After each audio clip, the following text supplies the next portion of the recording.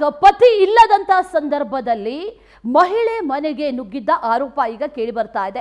ಆ ವ್ಯಕ್ತಿಯನ್ನ ಬೆತ್ತಲೆಗೊಳಿಸಿ ಕಂಬಕ್ಕೆ ಕಟ್ಟಿ ಥಳಿಸಿದ್ದಾರೆ ಪತಿರಾಯ. ಮಾಗಡಿ ತಾಲೂಕಿನ ಮಂಚನಬೆಲೆ ಗ್ರಾಮದಲ್ಲಿ ನಡೆದಿರುವಂತಹ ಘಟನೆ ಇದು. ರಾಮನಗರ ಜಿಲ್ಲೆಯ ಮಾಗಡಿ ತಾಲೂಕಿನ ಗ್ರಾಮ. ಪತಿ ಇಲ್ಲದಂತ ಸಂದರ್ಭದಲ್ಲಿ ಮನೆಗೆ ನುಗ್ಗಿದ್ರು ಇಬ್ರು. ಇದನ್ನ ಗಮನಿಸಿದಂತ ಸ್ಥಳೀಯರ ಜೊತೆಗೂಡಿ ಈಗ ಅವರನ್ನ ಥಳಿಸಿದ್ದಾರೆ. ಆ ವ್ಯಕ್ತಿಯನ್ನ ಬೆತ್ತಲೆಗೊಳಿಸಿ ಸ್ಥಳೀಯರು ಮತ್ತು ಪತಿ ಇಬ್ರು ಕೂಡ ಜೊತೆ ಸೇರಿ ಥಳಿಸಿದ್ದಾರೆ.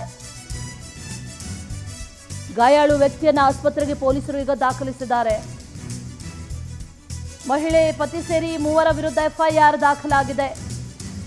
ಪತಿ ಇಲ್ಲದಂತಹ ಸಂದರ್ಭದಲ್ಲಿ ಮಹಿಳೆ ಮನೆಗೆ ಅವರಿಬ್ರು ನುಗ್ಗಿದ್ರು ಅನ್ನುವಂತ ಕಾರಣ, ಆದ್ರೆ ಅವರಿಗೆ ಕೊಟ್ಟಂತ ಟ್ರೀಟ್ಮೆಂಟ್ ಇದೆಯಲ್ಲ ಅದು ಈಗ ಎಫ್ಐಆರ್ ಆಗೋದಕ್ಕೆ ಕಾರಣ. ಯಾಕಂದ್ರೆ ಅವರನ್ನ ಬೆತ್ತಲೆಗೊಳಿಸಿ ಇಬ್ಬರನ್ನು ಕೂಡ ಕಂಬಕ್ಕೆ ಕಟ್ಟಿ ಹಾಕಿ ಥಳಿಸಿದ್ದಾರೆ. ಸ್ಥಳೀಯರು ಸೇರಿದಂತೆ ಪತಿ ಕೂಡ ಆ ಸಂದರ್ಭದಲ್ಲಿ ಬಂದಿದ್ದಾನೆ. ಆ ನಂತರ ಥಳಿಸಿದ್ದಾರೆ. ಈಗ ಗಾಯಗೊಂಡವರನ್ನ, ಹಲ್ಲೆ ಆದವರನ್ನ ಆಸ್ಪತ್ರೆಗೆ ದಾಖಲು ಮಾಡಲಾಗಿದೆ. ಇನ್ನು ಹಲ್ಲೆ ಯಾರು ಮಾಡಿದ್ರು ಅವ್ರ ಮೇಲೆ ಎಫ್ಐಆರ್ ಕೂಡ ದಾಖಲಾಗಿದೆ.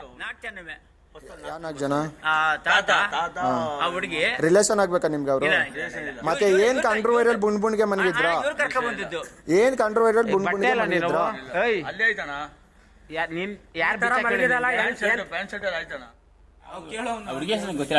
ಗೊತ್ತಿಲ್ಲ. ಹಾ ಹೇಳು.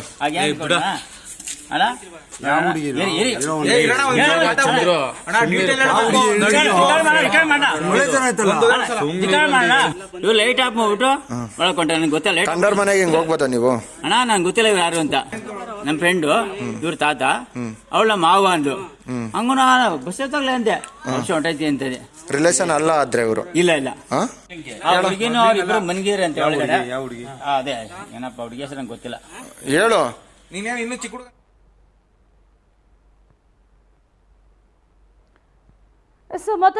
ಮತ್ತಷ್ಟು ಡೀಟೇಲ್ಸ್ ಅನ್ನ ನೀಡ್ತಾರೆ ನಮ್ಮ ಪ್ರತಿನಿಧಿ. ಗಮನಿಸ್ತಾ ಇದ್ದೀವಿ, ಪತಿ ಇಲ್ಲದಂತ ಸಂದರ್ಭದಲ್ಲಿ ಬಂದ್ರು ಅನ್ನುವಂತ ಮಾಹಿತಿ, ಡೀಟೇಲ್ಸ್ ಏನಿದೆ?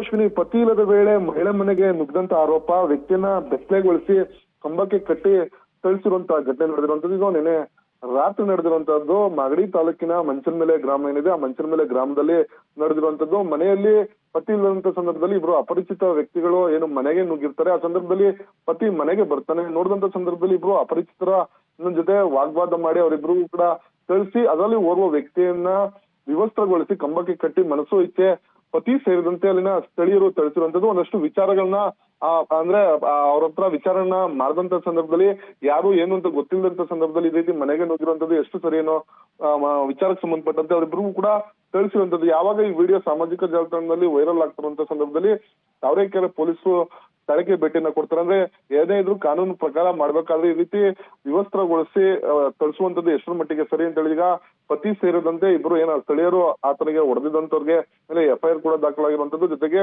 ಏನ್ ಅವ್ರಿಗೆ ಹಲ್ಲೆ ಆಗಿರುತ್ತಂತ ಅವ್ರ ಹಲ್ಲೆ ಆಗಿರುವಂತವ್ರಿಗೆ ಆಸ್ಪತ್ರೆಯಲ್ಲಿ ಚಿಕಿತ್ಸೆ ಕೂಡ ಕೆಲಸ ಕೂಡ ಮಾಡ್ತಾ ಇರುವಂತದ್ದು. ಸದ್ಯ ಈ ವಿಡಿಯೋ ಸಾಕಷ್ಟು ಸಾಮಾಜಿಕ ಜಾಲತಾಣದಲ್ಲಿ ವೈರಲ್ ಆಗಿರುವಂತದ್ದು. ಅಂದ್ರೆ ವಿವಸ್ತ್ರಗೊಳಿಸಿ ಕಂಬಕ್ಕೆ ಕಟ್ಟಿ ಈ ರೀತಿ ಮನಸ್ಸೋ ಇಚ್ಛೆ ಥಳಿಸಿರುವಂತದ್ದು ಎಷ್ಟರ ಮಟ್ಟಿಗೆ ಸರಿ ಅಂತ ಹೇಳಿ ಕೂಡ ಸಾರ್ವಜನಿಕ ವಲಯರು ಕೂಡ ಚರ್ಚೆ ಆಗ್ತಾರೆ. ಸದ್ಯ ತಾವರೆಕೆರೆ ಪೊಲೀಸರು ಪ್ರಕರಣವನ್ನು ದಾಖಲು ಮಾಡಿಕೊಂಡು ಯಾರು ಈ ಅಪರಿಚಿತರು ಯಾಕಾಗಿ ಬಂದ್ರು ಅನ್ನೋ ಬಗ್ಗೆ ಕೂಡ ತನಿಖೆಯನ್ನ ಮಾಡ್ತಾ ಇರುವಂತದ್ದು. Ashwini. Okay Praveen, thank you ಡೀಟೇಲ್ಸ್ಗೆ.